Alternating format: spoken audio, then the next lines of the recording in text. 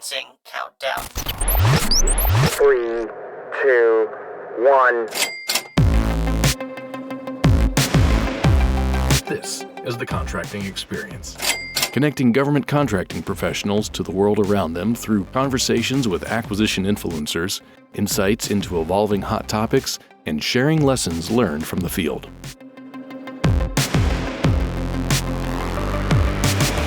Hello, podcast listeners, and welcome to another educational, informative, and entertaining episode of The Contracting Experience. You longtime listeners have likely already noticed that this is not the voice of the Contracting Experience podcast founder, developer, and longtime host, Ms. Amber Pecoraro. Amber established this podcast 5 years ago, hosting and published over 50 awesome episodes while amassing well over 120,000 downloads. As we wish Amber all the best as she takes over her new role in the Air Force Lifecycle Management Center, she certainly leaves behind a lasting legacy, and we're certainly grateful for the opportunity she's provided us all to keep connected to the world around us. But as they say in this business, the show must go on, so we're going to do our best to continue to build upon what Amber created and hopefully have her back as a guest at some point in the future. My name is Rob Lorton from the Contracting Digital Division at Headquarters AFMC, and in this episode of The Contracting Experience, I'm joined with Lieutenant Colonel Dan Finkenstadt from the Air Force Contracting Force Development Division. Lieutenant Colonel Finkenstadt is our leading authority on the use of artificial intelligence in Air Force contracting. Welcome, Lieutenant Colonel Finkenstadt. May I call you Fink? Yeah, sounds good. Thanks. All right, great. So Fink, first off, as a contracting guy, how did you become known as our leading authority on artificial intelligence for Air Force contracting? Well, I would say I'm one of the folks that's applying it in test use cases in my own personal time the most. So I've played with it enough, and part of that is an outcropping of my previous job at Naval Post Graduate School. So when I was teaching out there, we were on the .edu network versus the .mil.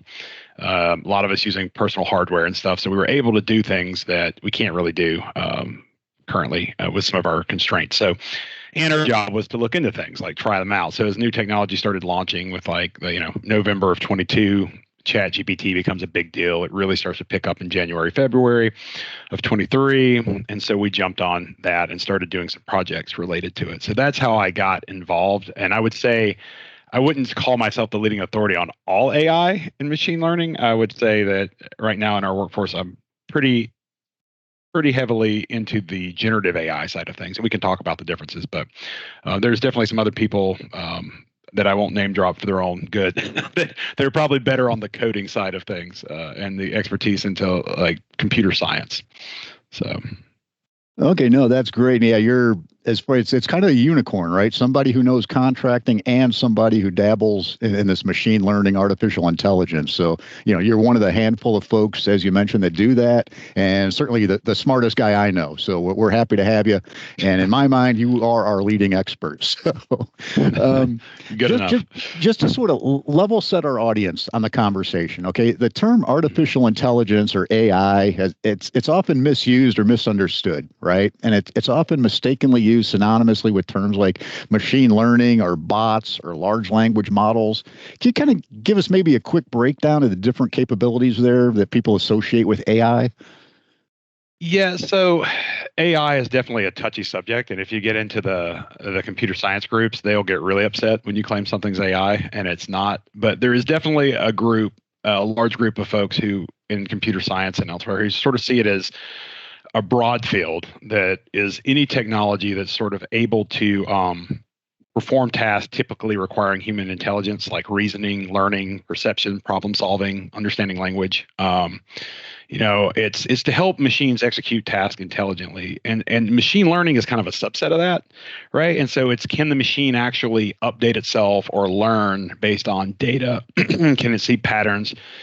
Can it make decisions with minimal human intervention? And the goal there is to kind of learn from and make predictions from data. And so we can talk about that, but I have a briefing I give where there's sort of these four ranges of where big AI exists, which is sort of in the possibility space, the process improvement space, the probability space and then like precision estimate space, right? And so machine learning actually is all of that, which is machine learning actually informs things like generative AI. But the use case for generative AI is mainly in the possibility space. And we'll talk about what I mean by that. Whereas like niche, specially trained machine learning models that have very, very good data that are built for very, very strict use cases for prediction or precision estimation are a different animal. But it all sort of fits under this big umbrella of AI, which all sort of sits under this big umbrella of digital transformation, which is the conversation we keep hearing about, but people just keep mixing the two. And then bots themselves, it's also getting convoluted because on the bot side, that's basically just like some automation from coding in a traditional sense, and why you see bots being sort of proliferated a little bit faster than generative AI because it's a little bit more understood. However, I will say that is getting muddied because a lot of these bots and stuff are incorporating LLMs into them, and LLMs are incorporating bots. So if that makes sense, right? Which is you can use the bot to go off and grab the data that you need, but then the LLM has sort of a generative interpretation of the data, if that makes sense. We keep hearing of all this capability from industry, right? I've been to a lot of road shows. I've been to a lot of presentations. Industry's doing some amazing stuff with this. But then we keep hearing on our networks, AI isn't authorized for use, or, well, yeah, but really be careful with it. Do you have, what's the real story there? Well, so it depends. So AI, again, it's not that it's not authorized for use. It's the generative AI, the large language models primarily. So there's a whole policy on just large language models. So let's talk about that. Within AI, we talked about we've got these strict machine learning models which have been developed. I'm sure there's been plenty of them developed out of AFIT and other places for specific use cases. You've got the MIT accelerator, which is working on stuff that is primarily focused on the, let's call it the pointy end of the spear. It's not really worried about business systems and business processes and supply chain processes where we exist. But like those things are being built and cleared and going through their processes absent the restrictions that you're hearing about. The restrictions that you're hearing about mainly are the large language models, which are a subset of generative AI models, which basically just predict is all it's doing. The next best set of words given a previous set of words, if that makes sense, right? But it sounds very conversational, and it's at a level of abstraction that and multidimensionality where it comes across as it can actually synthesize information, interpret, and do things that even the builders of it weren't quite sure that it could do. So those models are like your GPT models, things like Llama, Claude, it used to be Bard, now it's called Gemini from Google. So those types of models are prohibited. There is a list that's posted. We have it on the Air Force Contracting Central page, but it's also on SAF-CN, the CIO page, that list what is available for use. And the only three things that are out there right now are basically saying, don't use Ask Sage. And that's one that needs to go out there. I'm not saying we'll never approve Ask Sage. I'm saying right now it's saying explicitly don't use it. A company named Scale AI has built a platform called Donovan, and Donovan is authorized for use, I think, up through like IL5, working on IL6.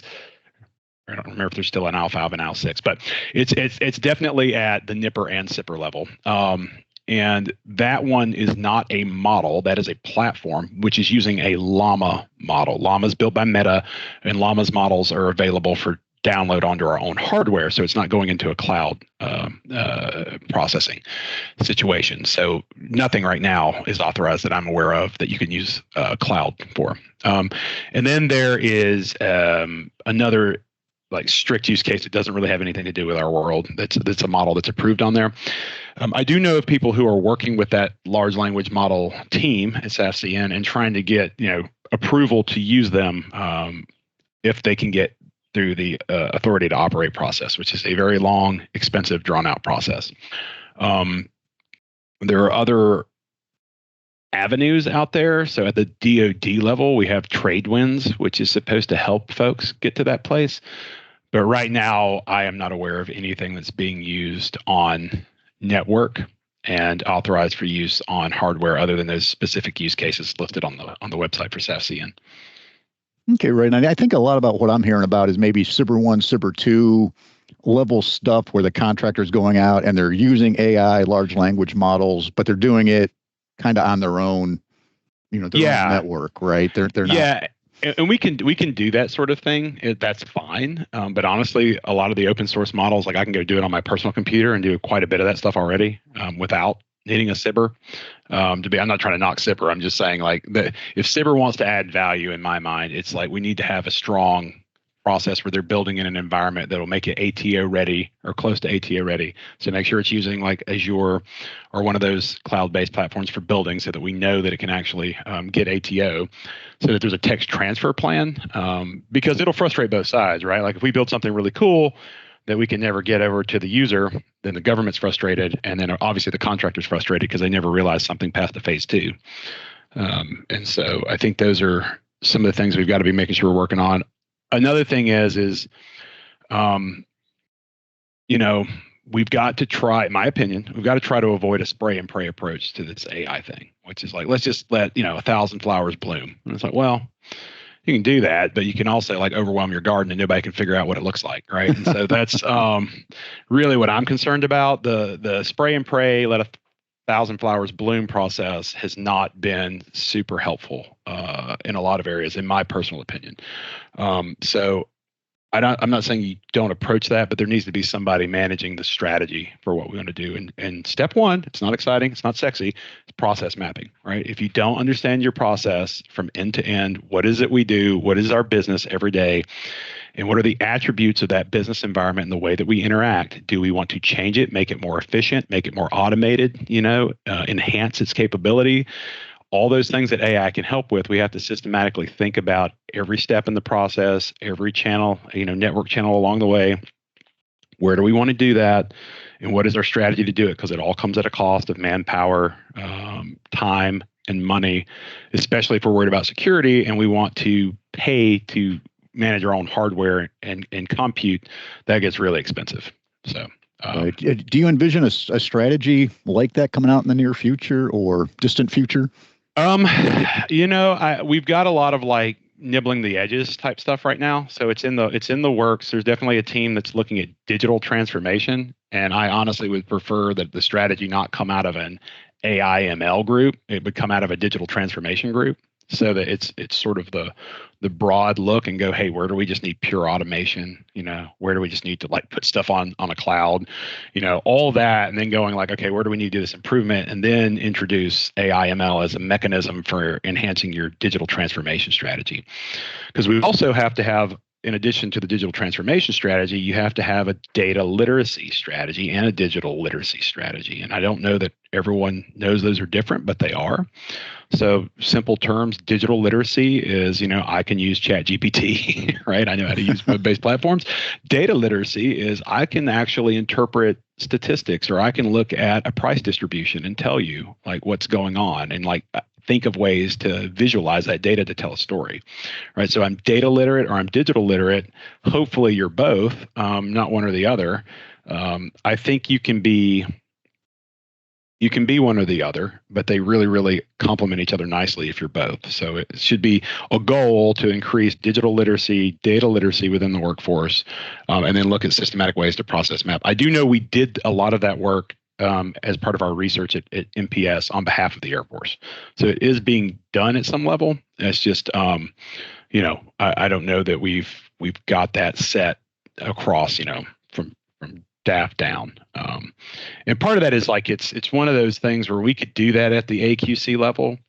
And again, this is Fink talking, not any official stance of anybody, but we really have to know the DAF's digital transformation strategy. Because if we work outside of that, we can really get caught sideways, right? Case in point, I talk to people almost on the daily that are doing some kind of either SIBR or idea of using a large language model for something. And so many of them don't even know that we have a policy on that, right? So like that's just at our own, explicit, like that one use case. But imagine across all forms of digital transformation against all phases of our acquisition work process, right? It can get hairy. So I think it's just, it's a matter of not being afraid to use these technologies, because we'll get run over if we don't use them. But we've got to have a process in place for discerning what we're going to invest in and where. And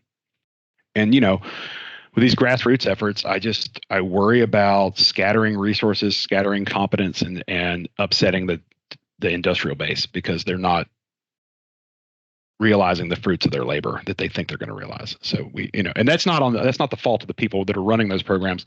Again, if you don't have an overarching strategy that you can go look up to and say, hey, I'm working directly in line with that, then you just have to sort of work off of what you think is a good idea. And so that's the biggest risk I see is not an overarching digital transformation strategy that feeds an AI ML strategy. That should be working in complement to a data management strategy. Yeah, no, that makes perfect sense because right now I think we're all kind of seeing it. It's kind of, everybody's doing their own thing because, quite frankly, it's fun, right? It's fun to build these models. It's fun to play with. But again, a lot of folks, maybe we're getting ahead of our skis a little bit because, we aren't quite sure what that synergy looks like. Well, there's so much stuff that people are nervous about putting cost and pricing data into ChatGPT, and you should be because there's some early indications, and I don't want to say something that I haven't physically seen the proof of, but I've had anecdotal stories from industry that said hey, we've got people that we know that have put their pricing rates into GPT, and those are discoverable later on the internet. Now, I don't know if that's true. I'd have to see how that actually works out, but I know that that's a worry, is securing that kind of proprietary information.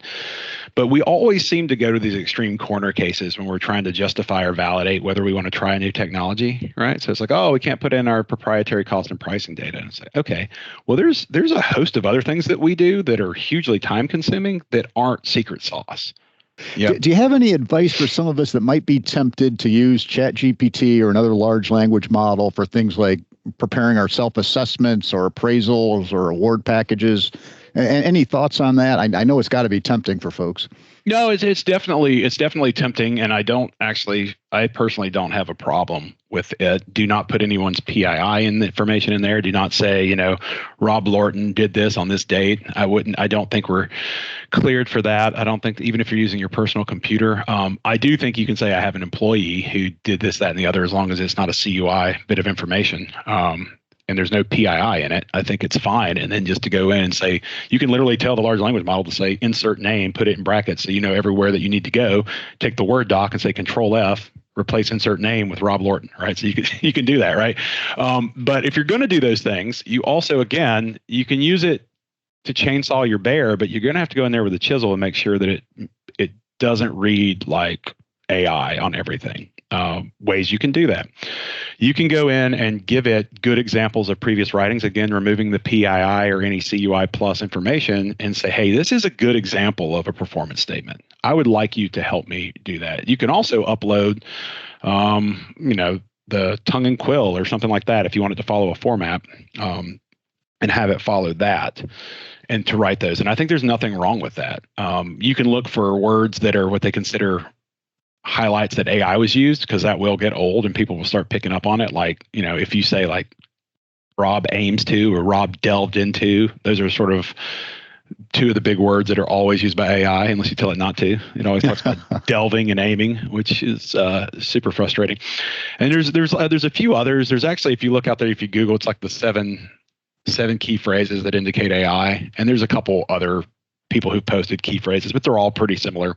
It's pretty good at saying yeah, you're right. If I read enough of these, I can kind of tell. And we also AI does this thing when you build text, it sort of defaults to the professional military education briefing format. By that, what I mean is it'll always be here's what I'm about to tell you. Then it'll tell you something and goes, here's what I just told you, right? In summary, right? So it does sort of the CGO briefing model. And that's, it's just naturally built that way. You have to tell it not to. So it's if you use it enough, you can kind of read stuff and go yeah, this is definitely AI generated, right? But I think it's also okay to do stuff and say hey, I used AI as a copy editor, right? We use people as copy editors, right? We use spell check, all these things that we've gotten our mind around that somehow with AI, because of how much it wordsmiths stuff, we feel like it's unfair or it's not transparent. I don't think that's true, right? I think using spell check doesn't mean you're a good speller, right? In fact, it can make you a worse speller, but it doesn't matter, because you don't need to be a good speller if you have spell check. So, some of those non-value added processes it overcomes, and we just need to be comfortable with that. That's again, Fink's opinion. But I think for the appraisal side, I mean, I have done that. I actually have a GPT that I built that writes performance narratives for your appraisals. And I just do it. No, let's help the machines work with us. But again, I think the caveat is don't expect the machine to work for you, right? You still need that domain knowledge to give it a good sanity check and put your own flavor on it, right? Yeah. And you articulate between two concepts, right? So like most people keep talking about, oh, we need human in the loop. We need human in the loop, right? Well, there's another concept that's out there that no one ever talks about called machine in the loop, which is like actually the human's still going to drive the whole thing. They're just going to use the machine to enhance what they're doing, right?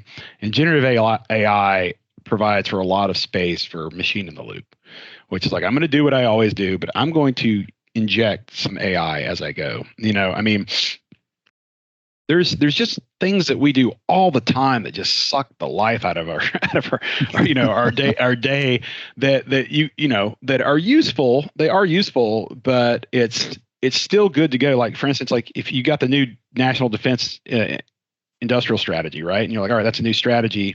And I've got this initiative that I'm doing that kind of feels to me like they're similar. Like I feel like what I'm doing in my job is supporting the NDIS. And I'm being asked by my boss, how am I doing things to support national defense?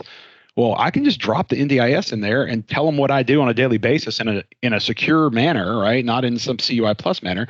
And it'll do the synthesis for you line by line, right? Like, why should I spend days figuring that out when it can just do it for me, right?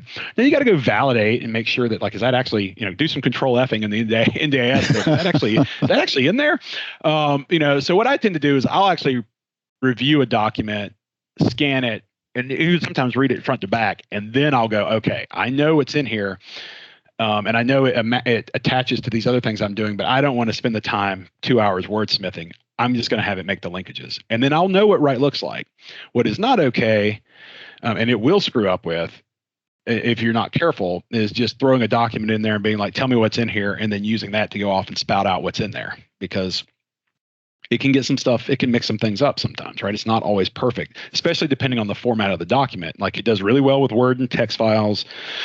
It's getting really good with PDFs, but if the PDFs use like figures, like Venn diagrams and tables and stuff versus just straight text, it has a harder time pulling on that. And especially when you start asking it to pull numbers from documents, it can get really confused. So you got to be aware of what you're doing while you're using it.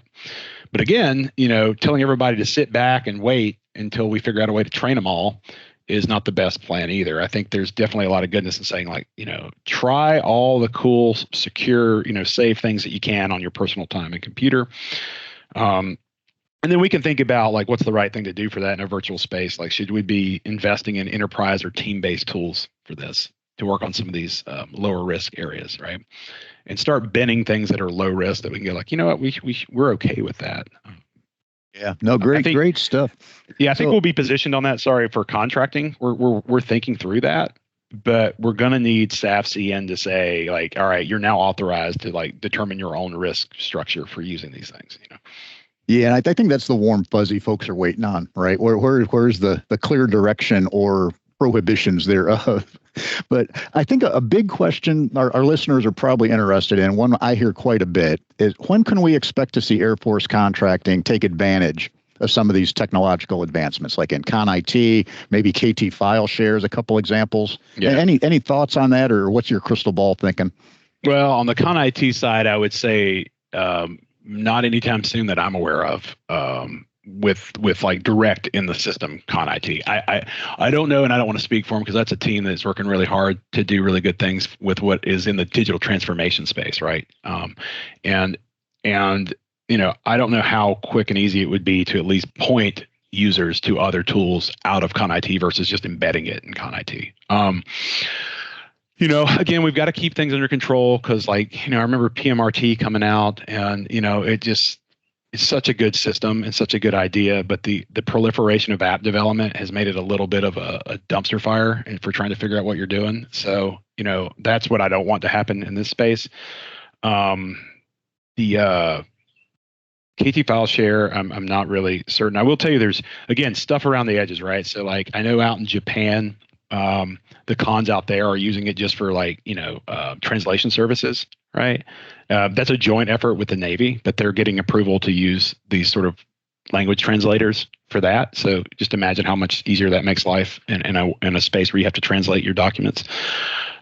So that's a simple use case. I know that the folks down at Eglin have a large contract. I think it's called EWOX, but they're using a portal that is going to allow them to use large language models for developing requirement statements all the way through solicitation documents, right? So all that pre-award to award phase stuff, absent the evaluation itself, but they're kind of going that far with it, and they're building it uniquely to the use case for their contract, which is a very large contract, but they're building in workflow capability to where any user can do it. Now, again, everything I'm hearing is like, we're doing these cool things just pending ATO, just, authority to operate, right? And it's like, well, that's not like a small thing, like everybody's pending ATO, right? So that's what I would say is I cannot tell you that. I know on the industry side, when I talk to people about the ATO process, it's like, the most miserable experience of their life.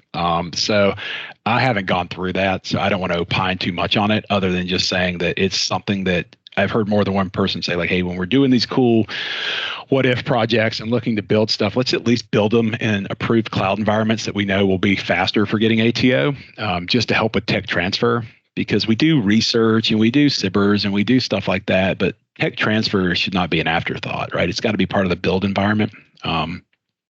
So got to be baked in. So just that saying, I don't really know when anything's going to go mainstream as terms of like, here's your approved, DAF tool for AI use. We're still trying to get approval. I know.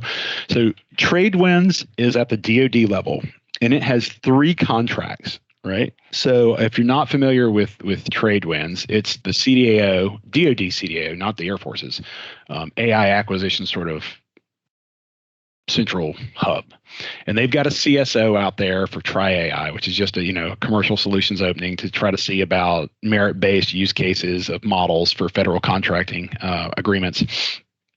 So for different things, so both like use cases in contracting and acquiring AI.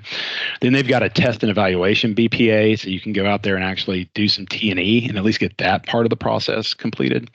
And then they've got this thing called DRAID, D-R-A-I-D, which is the Data Readiness for Artificial Intelligence Development, BOA, so Basic Ordering Agreement. And that's where you can go out and get folks to come in and try to prepare your data for an AI use case, and like help you get your data in shape. So those are the 3 things I'm aware of. I know that SAF CN has talked about building an AI observatory, and I'm going to meet with them tomorrow and get some more details because I don't quite understand how that's different than the TradeWinds test and evaluation BPA. It sounds very similar because what it is it was going to be this place where we could go out with a small amount of money and our use case for every contracting need, and you at least get through the test and evaluation stage so that when we got the okay to start using large language models on our networks, we could move with them. There is a model that's been out of AFRL called Nipper GPT, Project Sabre, I think is what it's called. But to be quite honest with you, it's been down since like January, and it's some security concerns there, from what I understand. And not that anything was like happened. I think they just started thinking about it and said like, we should pause X for a minute. And so I don't know the status of where it's at. I check every day, and it has not come back online. It was supposed to be back online in February. It's still not. And that was just having access to a GPT model. And then Scale AI's Donovan platform, again, I think that is one that we could look at and say like, hey, do we want to talk to these folks because it is approved for use? Is there a use case we want to go after? But look, all this takes money, time, compute power. So we can't say, hey, I want you to do end-to-end, large language model support for everything in the contract management process, right? We probably have to sit down and talk about what that cost looks like across a workforce of, however many, what do we have, like 8,000 people or whatever, right? And they're just using it day in and day out. How do we manage that? Because that costs money to use those models. So. Right, sure. Let me give you a chance to plug your line of effort here. The DAF Contracting Flight Plan was released last month. There are a couple initiatives dealing with digital tools and artificial intelligence within the flight plan. In fact, you're leading a team under Mr. Braswell's line of effort 1 to foster AI education and training across the contracting workforce. Can you share the objectives of your team? Maybe give us some insight on what we can expect there? Yeah. So right now, what we're trying to do is two things. One is educate. So we're building materials to go out there and let the workforce know about what is the most current information we have on applications and policy. Right. We also do some education on just basics, right? So we have some lessons out on Air Force Contracting Central. If you got to the main page and click on the artificial intelligence link, it'll take you there. And there'll be a training on basics of AI and ML at a very layman level, research that we know in that area, and then applications that we're aware of. And then there's some information there on policy too. So that's just sort of the information piece of it. But as we go through that process, the other objective is to sort of herd the cats, right? And wrangle in and figure out like who's doing what where, and how do we put some structure to that. Again, that's not really our job to direct how that goes, but we can at least give people a picture of what the, I hate this term so much, but the ecosystem looks like, like what does it actually look like? Such an overused word, but that's really what it is, right? It's like a complex network of people moving at, from grassroots to, mid-level to senior level. Everybody's doing things. And so trying to figure out who's doing what and is everyone aware? It's seen some, we've got a lot of positive feedback on the training side of things, which is good. And we've actually had more than one person, start moving out on an effort, and just by having contact with us to know the policy, they were able to avoid getting burned, so like the language went out in Asia, right? Like that was one that didn't know it needed to coordinate with SAFCN, but we told them, and it was like within a few days they were clear to go, right? So with what they were doing, because it didn't violate any of the other rules, but they knew they were clear. So I think that's sort of what we're trying to be, is mainly the education piece. And as we educate, it's also being a central place of knowing like who's doing what.